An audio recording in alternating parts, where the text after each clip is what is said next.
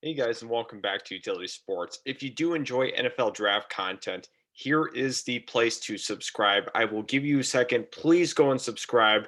I think we have some good content coming out, and we're going to continue to push through all the way up and through the NFL draft. So, we are going to go ahead and get started with a Jacksonville Jaguar 7 round mock draft. So, with our very first pick here, I think it's going to be pretty clear still. I understand the whole Justin Fields thing from the Sugar Bowl. That was really impressive performance by him. And honestly, I think that should not deter Jacksonville from taking Trevor Lawrence here at number one. He is still going to be my selection. I get a lot of people are really high on Justin Fields after that game, but we have to look at the whole body of work. We have to look at, how projectable they are. I think Trevor Lawrence has the higher upside, and I think he has the lower floor too. So I think that's something that you have to keep in mind as a fan. You have to stay very level headed throughout this entire process because there are some games that can get you too high on a prospect or too low on a prospect. Now we're sitting here at 21. Looking at what's available for Jacksonville, there are a couple of team needs that really stick out to me. Offensive tackle is the number one position that I think they need to look at this point because we've seen it with Cam Robinson. He is not the long term solution at that offensive tackle spot.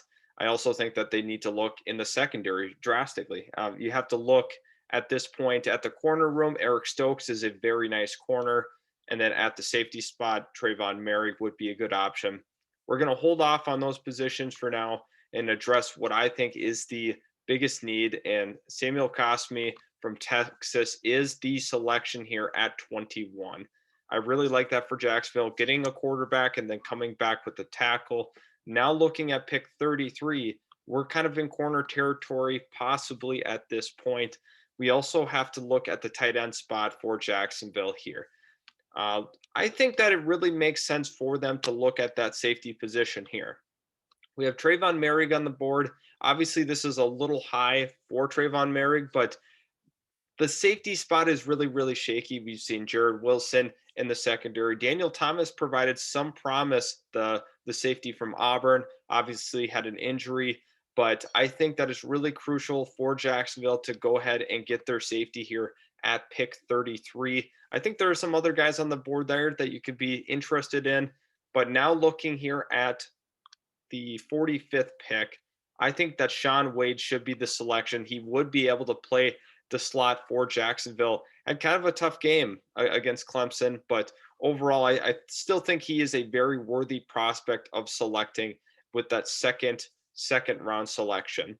Now we're sitting here at pick 65. We've been able to address some of the secondary, right? We've had the corner, we've had the safety.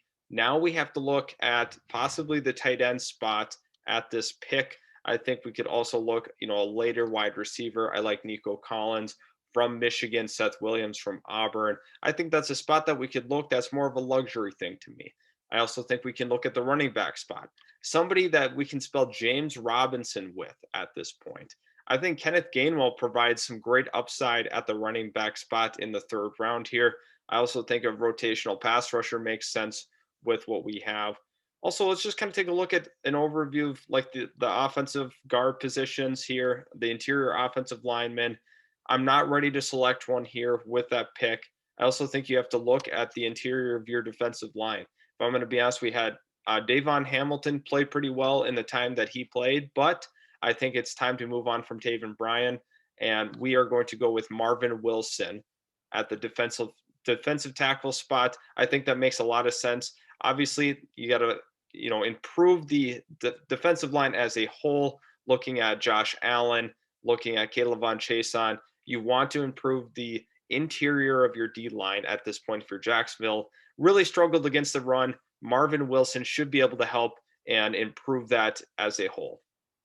Now we're coming up on pick 102 here for Jacksonville. Let's kind of see what we have on the board for the Jags at this point.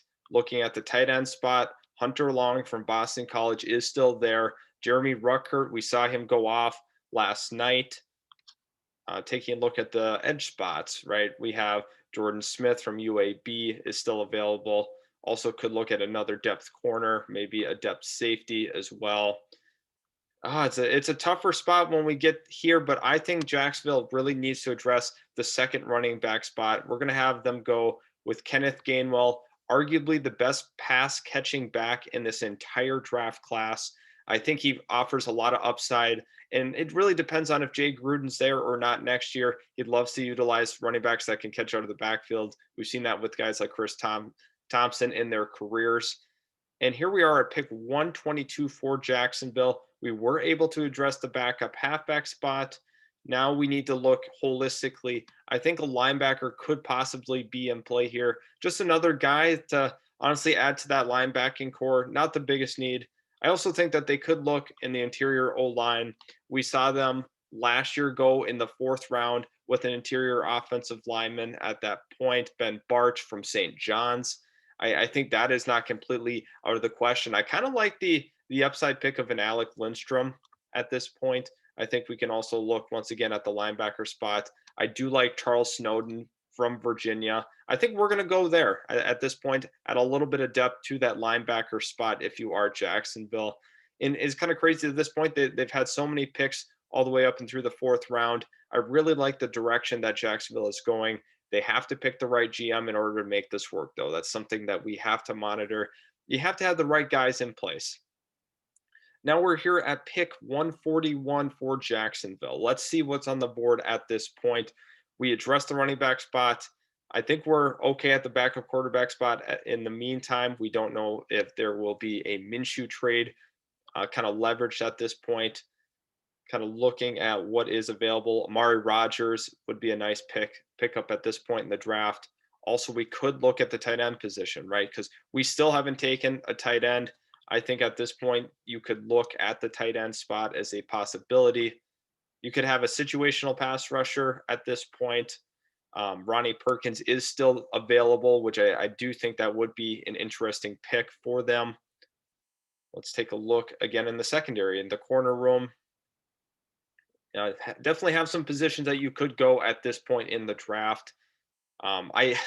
It's hard because we did take a safety, but I do like the upside of taking another safety here. Harvell Peel is a guy that I've kept my eye on for quite some time through the draft process. Taking another safety is not completely out of the question at this point. I think that would be interesting to kind of leverage that, and then we might come back and it's so tough here at the spot. We might have to chance it. Let's look at the tight end room once again. Man, there's some places that we have to look. We're going to actually go with Harvell Peel from Oklahoma State, a guy that's really all over the field. He makes plays. He's an impact defender, and that's just a little more of what Jacksonville needs at this point. I understand that we took the safety, but at this point in the draft, you can afford to take some risks and take, double up on some positions if you decide to do so.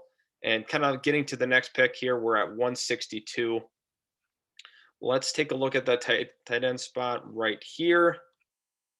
I think we could definitely look here. Obviously, at some point here, we do want to address the backup edge spot as well. I like the Kuntz from Buffalo pick. We're just going to go him. Situational pass rusher, a guy that Jacksonville can really rotate into their D line. We've seen that with guys like Smoot as well. So I feel pretty good at this point in the draft. We are through 5 rounds and just got to keep improving this team one by one.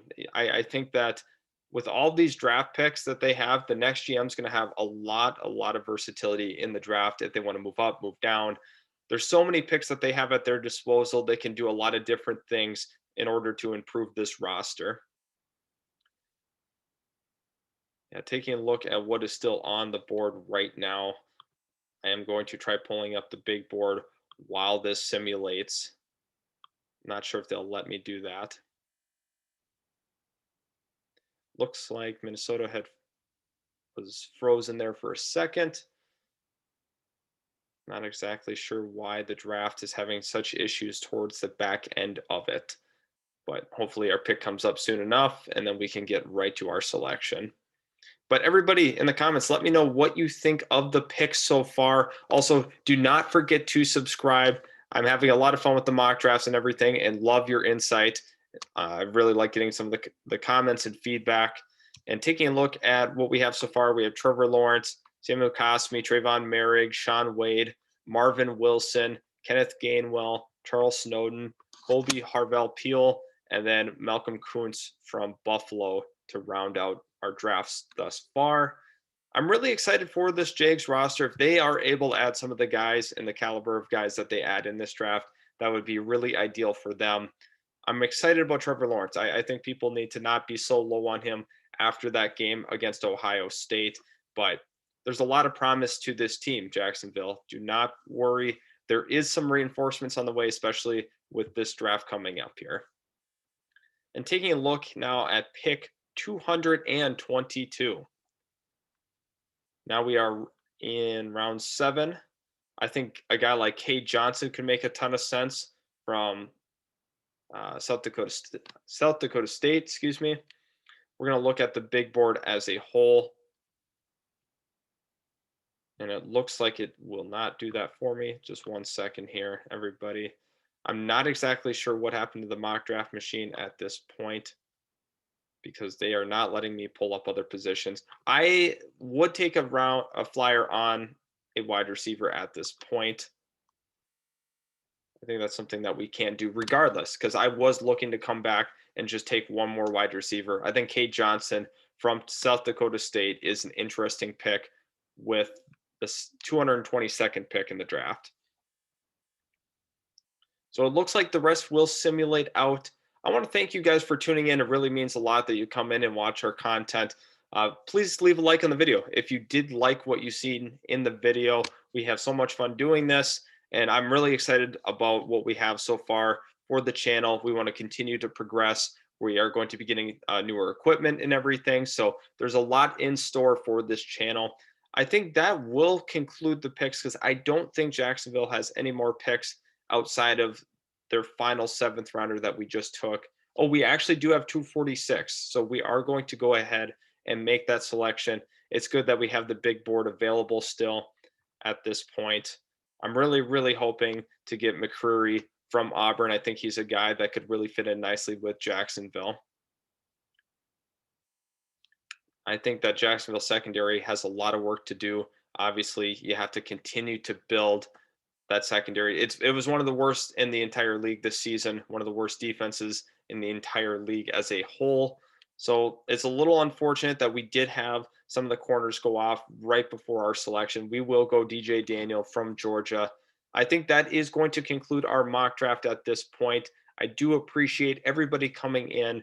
We do have all of our picks probably completed. We are going to let this play out, however, to make sure that we did get all of our picks in, because I had forgotten about that pick 246 for Jacksonville. Let's see if that is the concluding pick. And it is. Thank you so much for tuning in. We cannot wait to see you guys in the next video. Also, don't forget to leave your remarks and ideas about this mock draft in the comment section below.